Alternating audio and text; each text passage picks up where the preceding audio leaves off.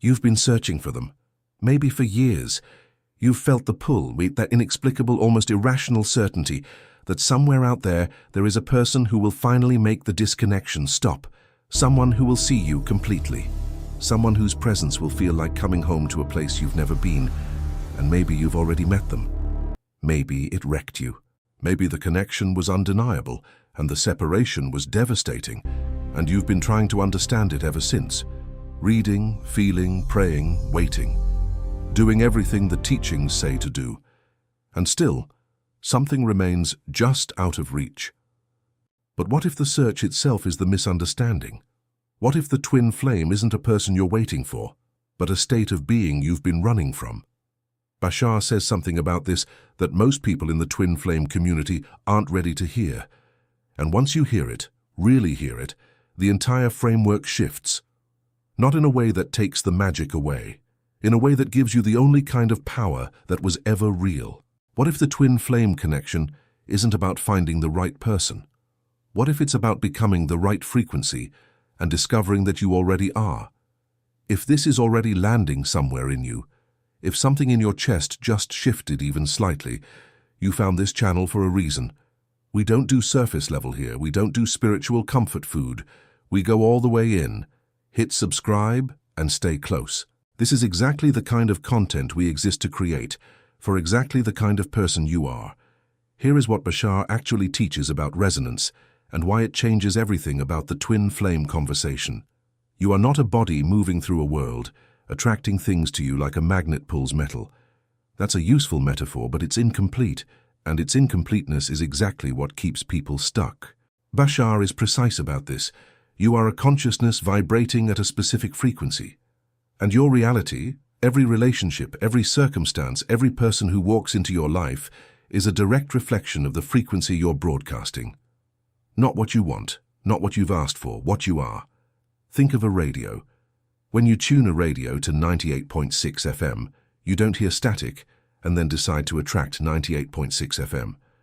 You either are on that frequency or you aren't. The station is already broadcasting. It has been broadcasting continuously. The signal exists in its completeness right now. What changes is the dial.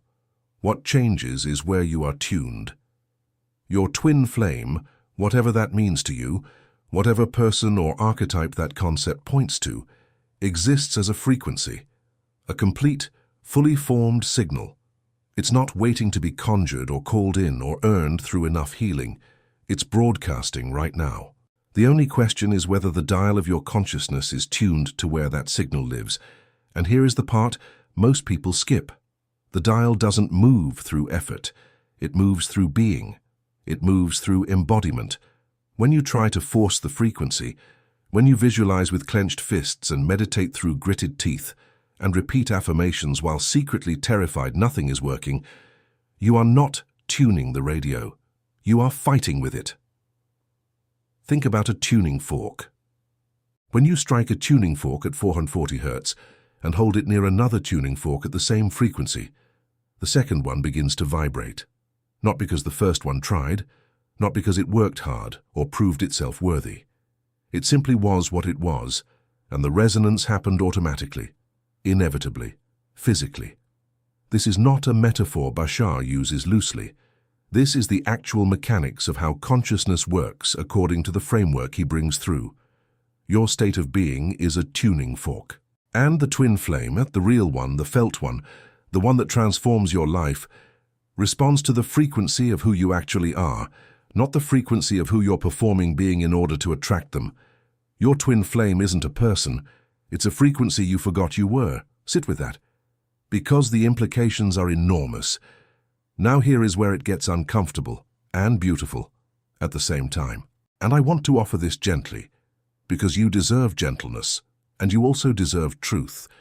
You've been doing the work. You've been visualizing and meditating and shadow integrating and releasing attachment and calling in your person with every tool you have. That is not the problem. That effort is evidence of how seriously you take your own transformation.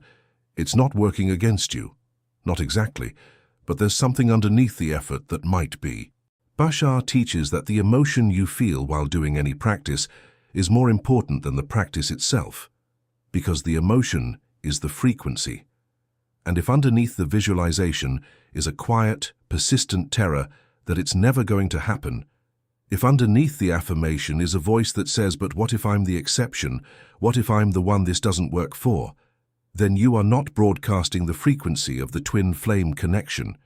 You are broadcasting the frequency of its absence, and the radio plays exactly what it's tuned to. This is not a condemnation. This is a map. The twin flame concept, as it circulates in spiritual communities, carries an enormous amount of unconscious wound material.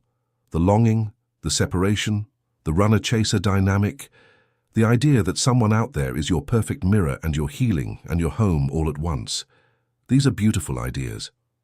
They are also, and this is what Bashar would invite you to examine, sometimes a sophisticated way of outsourcing your wholeness to another person's arrival.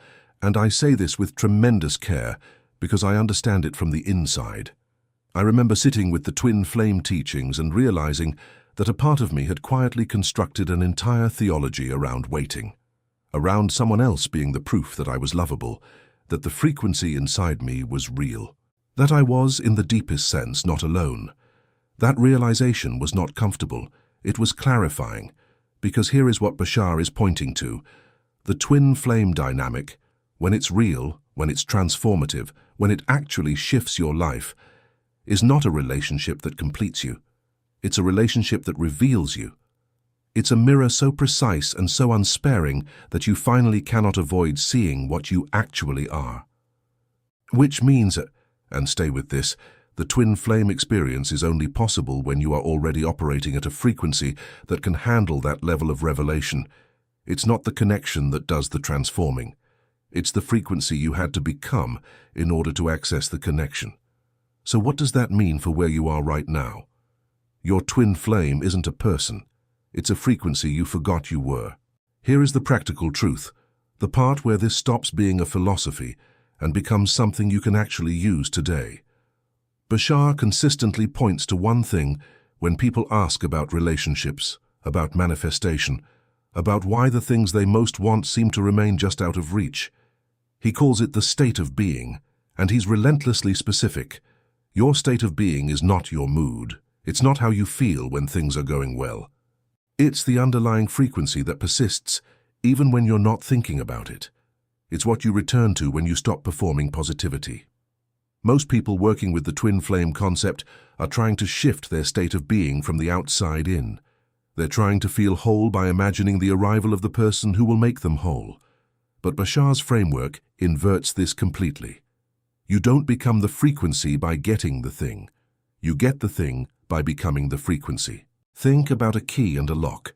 You don't reshape the key after the door opens.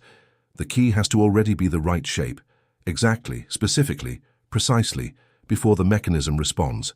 Presence before result. Being before receiving. Or think of it this way. Imagine you're at a library and the book you want is on the shelf. It's already there. It's complete. But you keep searching the wrong floor. The book hasn't moved. The library hasn't failed you. You're simply not on the right level yet. And the way you find the right level isn't to search harder. It's to stop and ask, where am I actually standing right now? So here is the instruction. Not an exercise, not a practice, just one clear thing you can do today. Sit down, somewhere quiet, and ask yourself honestly, if my twin flame arrived in my life right now, exactly as I am in this moment, what would they be a match to?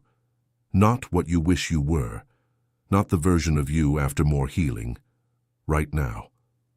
What frequency are you actually broadcasting? Not to judge the answer, to see it clearly, because clarity is the beginning of shift.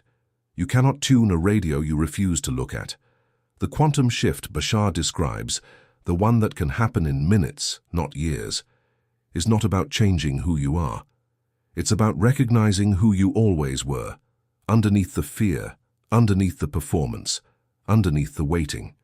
The frequency of wholeness is not something you build. It's something you remember. And when you remember it, when you actually drop into it, even for a few seconds, even imperfectly, the field around you changes. Not metaphorically. Actually, the people, the circumstances, The connections that belong to that frequency begin to surface. Because the signal was always being broadcast, you just finally stopped interfering with your own transmission. Your twin flame isn't a person. It's a frequency you forgot you were.